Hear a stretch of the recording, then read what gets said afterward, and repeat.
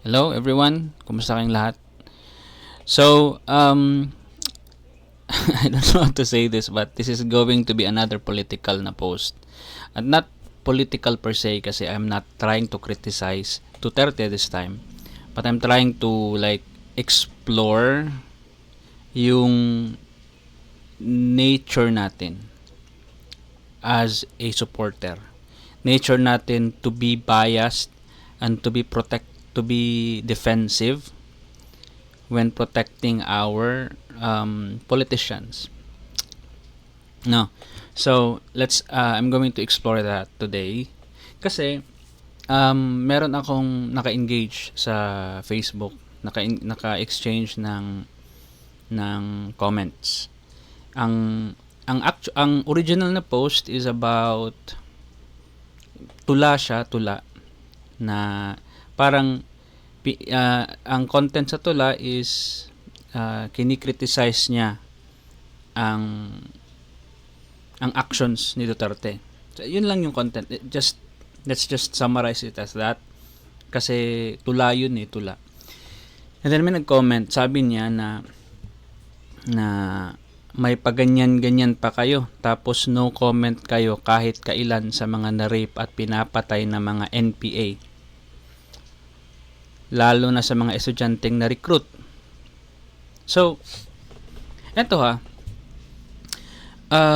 eto yung claim nila. May hypocrisy daw ang mga taong kino-call out si Digong. Ang gusto nila is magreklamo at ikondina mo din ang mga NPA at saka ang mga addict, ang mga NPA at saka mga addict, mga rapist. So, ito yung natatawa ako sa exchange namin kasi ang tinanong ko sa kanya is ano ba yung gusto mo? Kasi sinabi ko sa kanya na eto, siguro basahin ko na lang. Ang sabi ko sa kanya in response doon sa sinabi niya na hipokrito, in example ko, kung ma-rape yung kapatid ko, hindi naman siguro na hahayaan ko lang yung rapist at hindi ako magagalit sa kanya kasi human rights advocate ako. Hindi naman ganun yung mangyayari. Kung na-rape yung kapatid ko, papatayin ko yung rapist at magiging kriminal ako at makukulong talaga ako. Yun ang mangyayari. At sinabi ko ba, dadamayin ko pa ang buong pamilya ng rapist. At saka dadamayin ko pa ang mga bata. So, sorry, lumakas lalo yung ulan. Pero, that's what I said. No? Kung hindi yan galit at hindi yan pagkundina sa mga rapist, ano ba ang gusto mo? Kasi yun yung magiging response ko. Galit ako sa mga kriminal. Walang may galit sa kriminal. Kasi eto yung isa yung reklamo ko sa mga DDS. Di sa lahat siguro, pero nagiging black and white yung thinking nila. No? Very black and white. Kapag ayaw mo, matik in support ka. Kapag ayaw kong abusuhin ang human rights, therefore, protector ako ng mga kriminal. Yun yung parang logic nila na hindi sila hindi nila kayang i-separate na pwede kang magreklamo pwede kang human rights advocate at the same time ayaw mo din ng mga kriminal. Hindi nila kayang isipin yun. At nagtataka ako, very basic yun Paano hindi mo kayang isipin yun?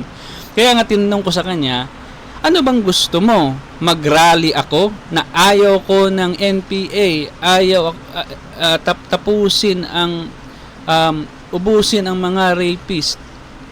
Ganun ba ang gusto mong mangyari? Kasi nagrarally kami against kung Digong. Hindi pa ako nagrarally hindi ako rallyista. Pero yun ba ang gusto mo?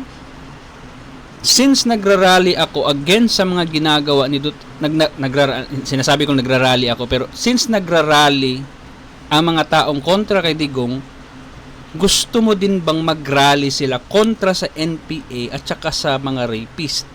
Kasi it doesn't make sense kung yun yung gusto mong mangyari. It doesn't make sense. Sinabi ko nga sa kanya na na at the end of the day, yes, makukulong ang rapist, yes, mapapatay ang mga NPA, pero at the end of the day, we as citizens, kinokorek natin ang sarili nating gobyerno.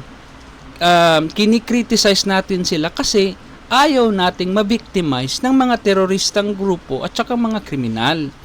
Kaya nga, nagre-request tayo ng more surveillance, not surveillance, CCTV cameras, more police na forces na nagro-roving, more equipments for our police officers, dagdagan ang sweldo nila para magtrabaho sila ng maayos. Diba, yun yung mga reklamo natin. At the end of the day, tumatakbo pa din tayo sa sarili nating mga gobyerno at sasabihin natin, huy, ayusin mo naman yung trabaho mo kasi dumadami ang rapist at dumadami ang NPA. Hindi ka naman magrarally doon sa labas na galit kami sa NPA or galit kami sa rapist. Hindi mo naman i-express through that ang galit mo sa NPA at saka sa rapist sa pagrarally. Dinadaan mo ito sa galit mo sa gobyerno. Hindi mo kasi binibigyan ng accountability ang mga hinalal mong mga kandidato. No? Para bang pinaupo mo lang sila at saka tapos na, nanalo na yung idol mo, hindi mo na siya pinapatrabaho. Yun yung nangyayari, hindi ko maintindihan. Iba yung perspektibo mo sa politiko. No? Na yes, tumaas ang rape crime rates.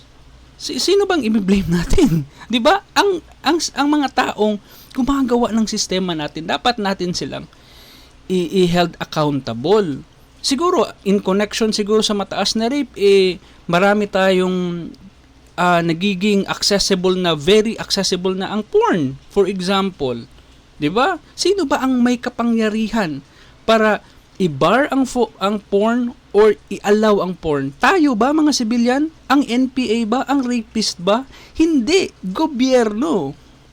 So at the end of the day, kahit na ano pang reklamo mo sa NPA at sa mga rapists at sa mga drug addicts, sila man ang may kasalanan, tumatakbo pa din tayo sa gobyerno at sila dapat ang accountable sa mga nangyayari sa atin dito kasi sila ang binigyan ng resources at manpower para solbahin ang mga klase-klaseng problema sa Pilipinas. Kagaya ng basura, for example. Magrarally ba tayo sa mga nagtatapon ng basura? Ayaw ko ng mga maduduming tao, mga tawag doon, hindi kasi ako marunong magtagalog eh. Magrarally ba tayo sa mga taong nagtatapon ng basura? Hindi! Ini-held natin accountable ang mga leaders natin. Gusto natin na gumawa sila ng sistema, ng infrastruktura, ng mga laws, ng mga circular tawag nun, hindi kasi ako marunong sa mga mga terms eh. Pero sila ang pinipressure natin na, hey, do this. Maglagay ka ng basurahan. Ipamulta mo.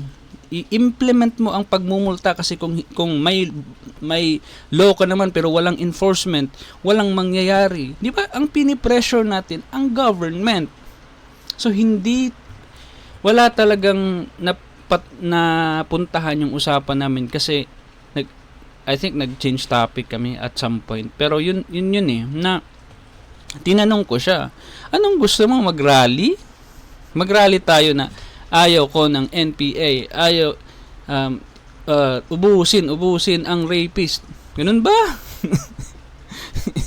parang naman kasi again, you are black and white thinker.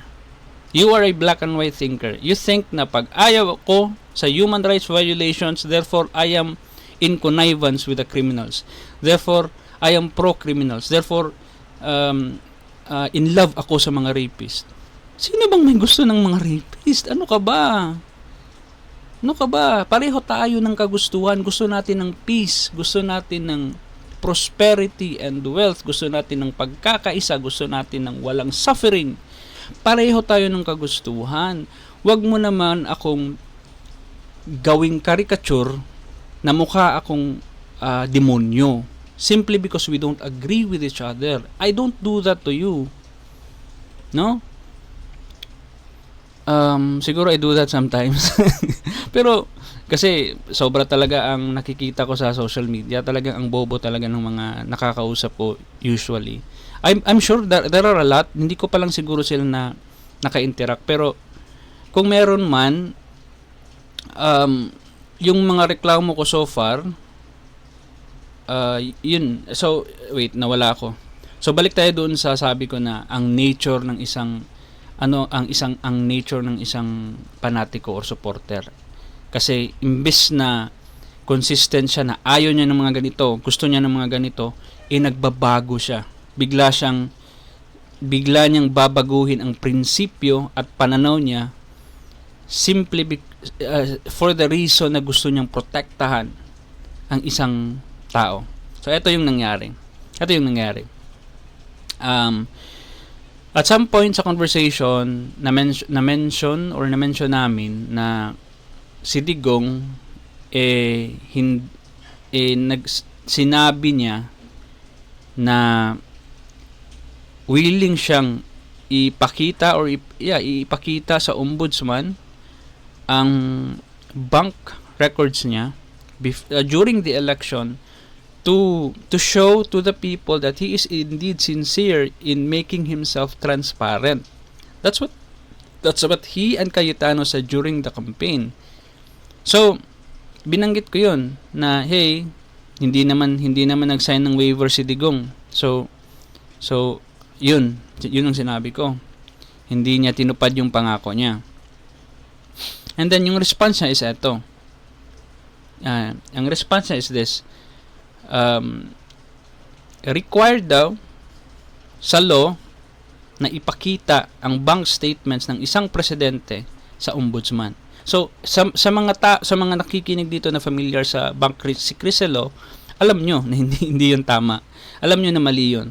But let's just not focus on the fact na nagkamali siya.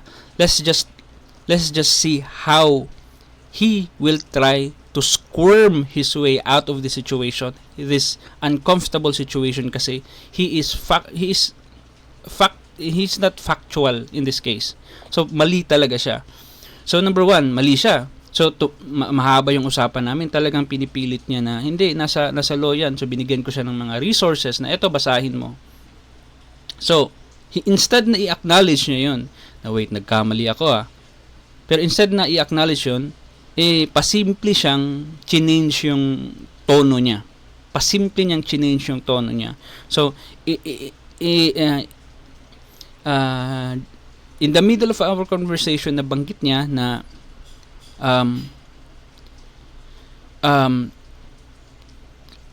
kung nag-iimbestiga kuno daw ang ombudsman, required kuno ang bangko na although hindi sila required na ipakita yung bank statements ni Duterte, required ko ang bangko na at least man lang sabihin sa ombudsman na yes, tugma ang salin ni Digong sa kung ano ang laman ng bank statement niya. Again, sa mga tao dito na aware and alam ang bank si Criselo, alam nyo na hindi yun tama. Kasi against the law yun. Walang kapangyarihan ng ombudsman na i-attach or ibanggit doon sa conclusion niya na yes, according sa research ko at according sa sinabi ng bangko, itugma ang SALN declaration sa kung ano ang bank records ni Duterte. Alam nating hindi totoo 'yon. So, let's not focus on the fact na nagkamali siya again, kasi nagkakamali naman talaga ang mga tao. Let's just not enjoy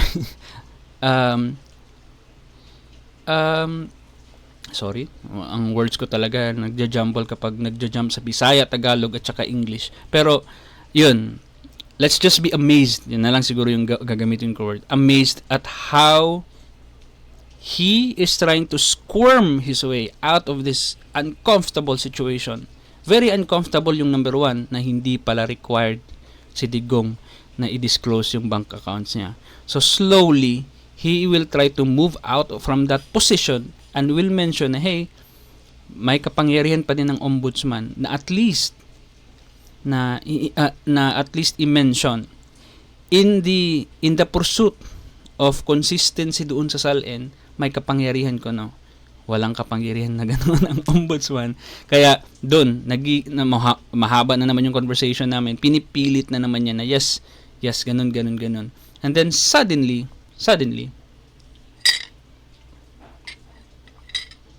umiba ang ihip na naman, o umiba yung tono niya. Instead of that kind of claim, ganito yung version niya. May kapangyarihan ng ombudsman na magsabina sa banks.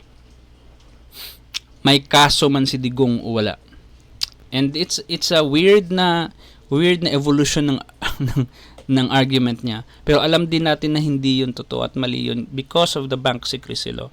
So, sa mga taong hindi familiar, yes, may kapangyarihan po ang ombudsman na isabina ang bangko na ipakita ang bank records ng isang pero hindi pa din yun absolute. Kasi pwede pa ding makig-argue ang bangko na hey, this is a very komplikado na request, hindi namin pwedeng ibigay yun. Pwedeng mag-ask, hindi ako law student at hindi ako lawyer, pero sa pagkakaalam ko so far, hindi ganoon kasimple. Kasi pwede pa ding hindi ibigay yun ng bangko, at saka kung hindi ibigay ng bangko, pwedeng magpatulong yung si ombudsman sa korte, sa investigating bodies na hey, tulungan mo ako at i-pressure ang bangko na ilabas talaga. So ganoon. Hindi ganoon ka makapangyarihan yung ombudsman, pero may kapangyarihan siya nonetheless. So isa din siya nabibigyan ng for example, kung nag-waiver si Digong na hey, okay lang, may kaso man ako, wala, buksan nyo for transparency sake, eto ombudsman, at saka isubmit mo ito sa eto bangko. Alam ko pala na sa bangko mo pala ibibigay yan direkta. No? So yun. So si ombudsman may ganoong kapangyarihan. Pero hindi aware si yung naka-engage ko na may mga conditions pala before anyone can even ask for a bank record. So yun na, 3. So very very uncomfortable siya sa fact na hindi yun totoo, kaya nag-change yung version ng claim niya, nag-change yung version ng argument niya until we got to this final part. Sinabi niya sa final part na in his attempt to defend Digong, sinabi niya na iba't mo naman i-require si Digong na maglabas ng waiver at ipakita ang bank accounts niya, wala pa naman siyang kaso. That's the final part of his that's the ultimate na binagsakan niya.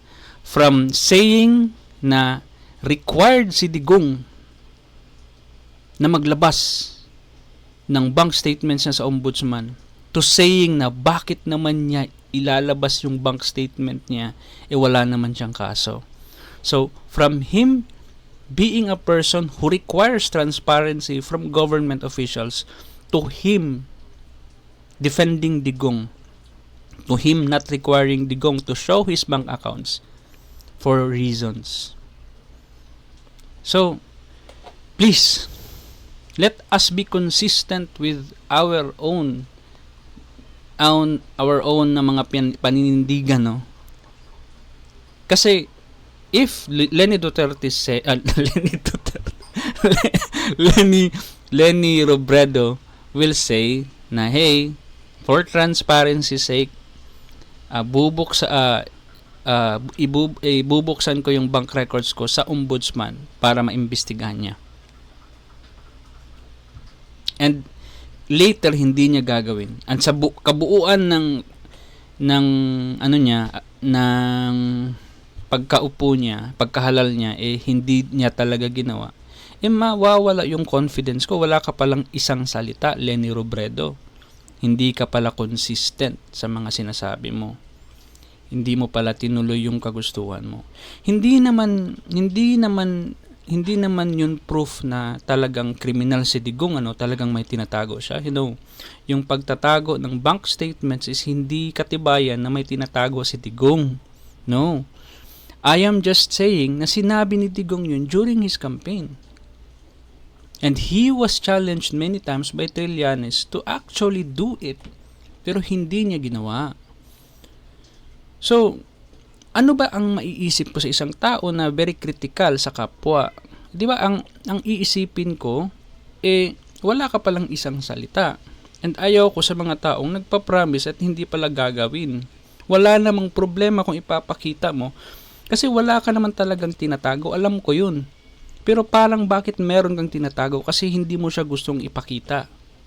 Sinabi mo na ipapakita mo pero hindi mo pinakita. So yun lang naman.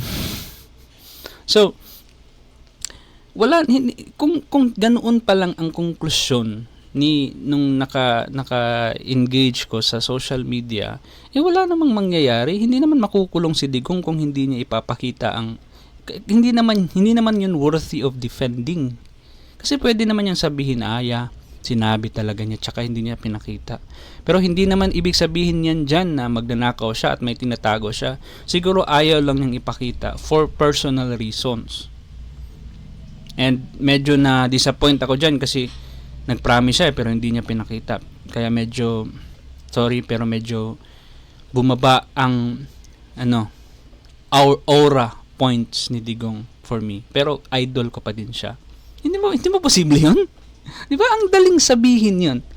Pero because you are a fanatic, you love him so much, you will do anything. You will even change your own prinsipyo to defend the person. So I hope we all can reflect that we are all